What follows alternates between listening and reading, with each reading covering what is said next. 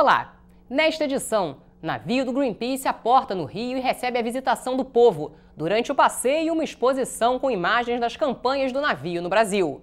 A gente conta a história do Rainbow Warrior, o guerreiro do arco-íris, daqui a pouquinho. Audiência pública para discutir o licenciamento das microcervejarias artesanais e food trucks no Rio. O mais famoso navio do Greenpeace está no Rio e aberto para visitação pública. Quem faz esse passeio conhece melhor o trabalho e as missões da tripulação do Greenpeace no Brasil. Veja na reportagem de Aline Bordalo. Ao lado do Museu do Amanhã, um visitante especialista em cuidar do nosso futuro. O navio do Greenpeace atracou na Cidade Maravilhosa, trazendo um alerta. Uma barreira de corais descoberta há pouco tempo na foz do rio Amazonas, a 100 metros de profundidade, está ameaçada pela exploração de petróleo no local. Para evitar um desastre ambiental, os voluntários pedem ajuda. Eles são um bioma completamente novo, em um lugar em que ninguém esperava encontrar corais, porque eles estão embaixo da pluma do rio Amazonas, na foz do rio Amazonas. Esta é uma das milhares de causas defendidas pelo Greenpeace há mais de 4 décadas. Os voluntários atuam no mundo inteiro, lutando pela preservação da natureza. O nome Rainbow Warrior, ou Guerreiro do Arco-Íris em português, é uma referência à profecia de uma índia, que previu a destruição do ambiente pela ação dos homens e o surgimento de uma raça de guerreiros defensores do planeta. O primeiro navio foi adquirido pelo Greenpeace em 1977. A ONG surgiu 6 anos antes, criada por um grupo de hippies do Canadá.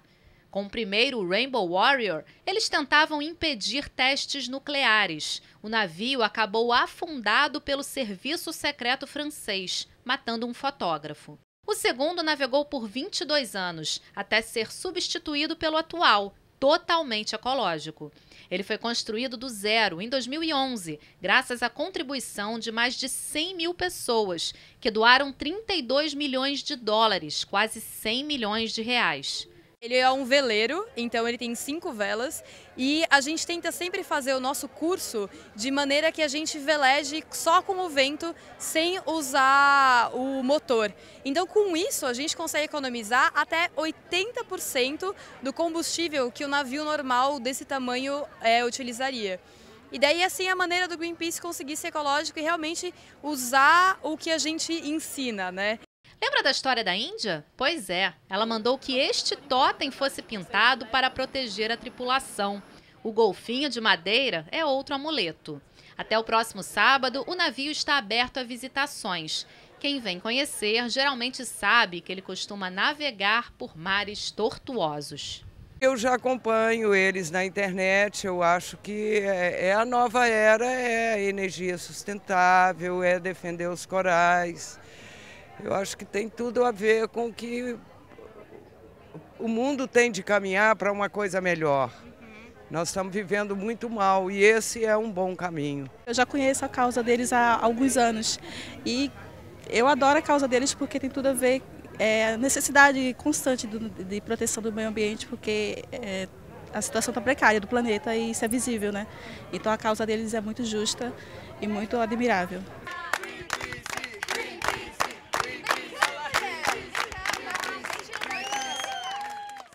Lembrando que a visitação vai até este sábado no Pier Mauá, ao lado do Museu do Amanhã. O horário é de 10 da manhã às 4 da tarde. A visita é gratuita. Prevenir é melhor do que remediar. A tuberculose é uma doença infecto-contagiosa que afeta os pulmões e é preciso sempre estar atento contra ela. Uma doença curável que tem tratamento pelo SUS, mas que ainda preocupa as autoridades de saúde. Nós vamos conversar sobre a tuberculose com a doutora Margarete Dalcolmo. Por favor, doutora, nos dê um panorama dessa doença em todo o território nacional, principalmente no Rio de Janeiro. Nós ainda somos uma doença bastante prevalente na realidade brasileira, com aproximadamente 65 a 67 mil casos novos a cada ano. No estado do Rio de Janeiro, incluindo o município do Rio de Janeiro, que congrega o maior número de casos, somos aproximadamente 14 mil casos novos a cada ano. Então isso dá um universo, considerando que nós estamos falando de uma doença transmissível de pessoa a pessoa, confere um universo muito preocupante ainda. A tuberculose é uma doença diagnosticável de maneira bastante fácil, acessível no SUS, bem como na rede privada, mas sobretudo acessível à população geral no SUS, bastante prevalente na nossa realidade, perfeitamente tratável, com medicamentos fornecidos pelo governo, de modo que é preciso um alerta, a população tem que saber que a doença existe, que ela faz parte da nossa realidade e que ela é uma doença perfeitamente tratável e curável se for conduzida de maneira adequada. É importante deixar claro que não é uma doença restrita apenas às comunidades carentes, não é isso? A senhora tem experiência e já viu alguns pacientes que moram em outras regiões. Com certeza, a tuberculose nós costumamos dizer que é uma doença democrática. Ela está ligada a situações do coletivo, então saneamento básico, condições de aglomeração de pessoas, pessoas encarceradas em situação prisional, privadas de liberdade. Essas são situações que estão ligadas ao coletivo que favorecem a transmissão. E há determinados fatores que são individuais, são ligados à imunidade da pessoa. Então, pessoas portadoras de doenças autoimunes, pessoas em uso de quimioterapia para tratamento de câncer, pessoas diabéticas, a diabetes é uma doença de alto risco para a tuberculose, pessoas drogadas, pessoas alcoólatras, pessoas que fumam, o tabagismo é uma doença profundamente ligada à maior incidência de tuberculose. Então, há determinadas situações pessoais que favorecem não só o aparecimento de doença e, portanto, se a pessoa se adoece, ela também se torna um caso transmissor na medida em que a grande maioria dos casos são transmissores para outras pessoas, familiares, colegas de trabalho, etc. Quais são os sintomas que o paciente ou a população deve ter em mente para procurar o posto de saúde e fazer o exame? Qualquer pessoa que tenha febre, emagrecimento, sobretudo tosse com ou sem secreção, por um período maior do que 2 semanas, deve despertar um alerta. Quais são os desafios para a gente pensar numa possível erradicação dessa doença? A OMS deu esse desafio para o mundo todo, para que nós erradiquemos a doença até daqui a 2040, mais ou menos. Eu te digo que eu vejo isso de maneira muito cuidadosa, para não dizer pessimista. Se nós, além das questões de natureza médica e dos serviços de saúde, não interviermos com questões de natureza política, alerta da sociedade civil e o poder público atuando de maneira muito determinante, nós não vamos inverter essa tendência. Muito obrigado pela sua entrevista, Ingrid. Lembrando que tuberculose é o tema do programa Rio TV Debate, que irá ao ar na próxima segunda-feira, dia 8, às 2 da tarde. Não perca! Nesta quinta foi realizada uma audiência pública na Câmara Municipal para discutir o licenciamento das microcervejarias artesanais e food trucks no Rio. Kaique comprou um food truck no ano passado, tentou vender cerveja artesanal, só que não conseguiu. Mas essa não é a sua única reclamação. Os pontos são horrorosos. Não tem um ponto bom. Você tem um lugar como Baixo Gável, o ponto é lá no lugar escuro e você não tem uma tomada, você não tem nada. Kaique participou de um debate público promovido pela Comissão Especial com a finalidade de discutir o licenciamento das microcervejarias artesanais e dos food trucks. São ramos que têm crescido muito nos últimos anos.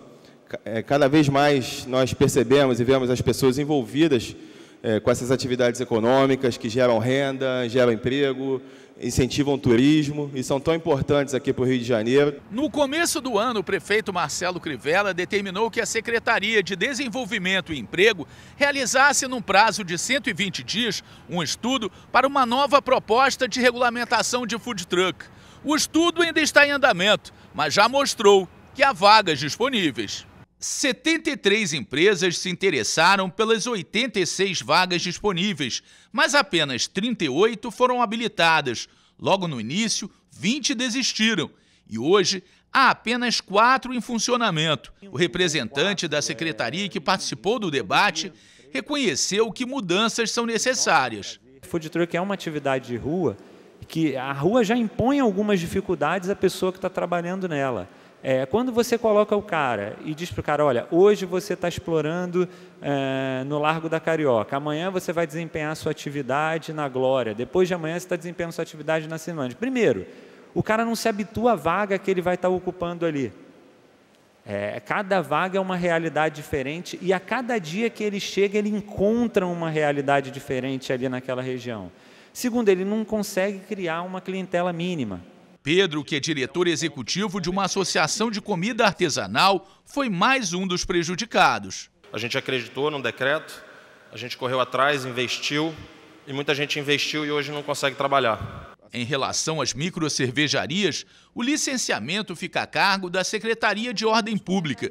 Uma das maiores dificuldades é a adaptação do espaço à atividade comercial.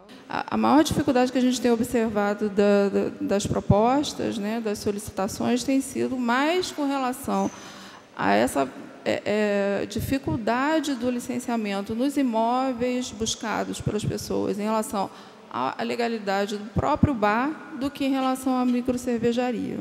Mas para essa empresária do ramo, faltam incentivos para que surjam novos empreendedores. Por que eu estou gastando uma fortuna montando uma cervejaria, tendo vários órgãos atrás de mim, pagando a todos esses órgãos, se eu posso ser o fundo de quintal e continuar vendendo? E dando emprego a muito mais gente do que um caseiro. Os destaques do Diário Oficial da Câmara Municipal do Rio. Por iniciativa da Comissão Permanente de Educação, a Câmara reuniu professores, educadores e pais de alunos para a discussão do Plano Municipal de Educação. Projeto de lei apresentado pelo vereador David Miranda institui o Sistema de Assistência LGBT Rio de promoção da cidadania e enfrentamento à LGBTfobia. O vereador Otônio de Paula apresentou o projeto de lei que reconhece o grafitismo e o muralismo como manifestações de arte conceitual urbana e popular.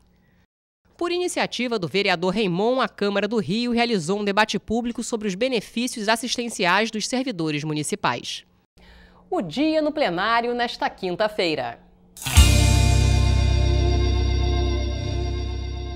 Na sessão plenária desta quinta-feira, o vereador Renato Cinco subiu à tribuna e convidou para a Marcha da Maconha, que está prevista para acontecer no próximo dia 6 de maio, a partir das 2 horas da tarde. O objetivo da Marcha da Maconha é a defesa da legalização da maconha e de todos os seus usos. A legalização da produção, da comercialização e dos usos recreativo, medicinal, industrial, religioso, né, e outros usos que se tem da planta chamada maconha. Já o parlamentar Tarcísio Mota falou sobre o novo Plano Municipal de Educação, que deve ser aprovado ainda nessa legislatura e que valerá para os próximos 10 anos. É fundamental que os vereadores prestem atenção na tramitação deste projeto, porque ele não é uma lei de um governo A e de um governo B.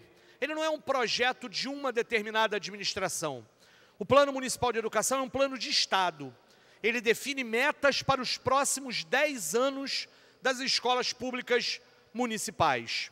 Ainda durante o grande expediente, a vereadora Marielle Franco falou sobre o papel do município no combate à violência na cidade. É óbvio que a gente sabe que a população, infelizmente, demanda por essa perspectiva cada vez mais bélica e armamentícia. Mas é isso, é só pelo debate da maioria, só pelo debate do senso comum. A gente não qualifica a perspectiva dos vereadores e das vereadoras, a gente não qualifica a perspectiva da própria prefeitura, que quando disse de cuidar, está cuidando de quem? Porque nem dos seus profissionais da segurança, nem dos guardas. O plenário da Câmara fez 1 minuto de silêncio em homenagem ao guarda municipal Danilo Gonçalves, morto nesta quinta-feira. Nós queremos trazer aqui que um guarda municipal, mais um operador de segurança pública, mais um agente que tem atividade policial, que protege vidas, mais um herói da nossa sociedade teve a vida ceifada por delinquentes, por infratores da lei, por criminosos, e isso está acontecendo em toda a cidade do Rio de Janeiro. É um debate que nós precisamos, esse debate é que nós precisamos promover na casa. E o Câmara Rio Notícias fica por aqui. Até a próxima!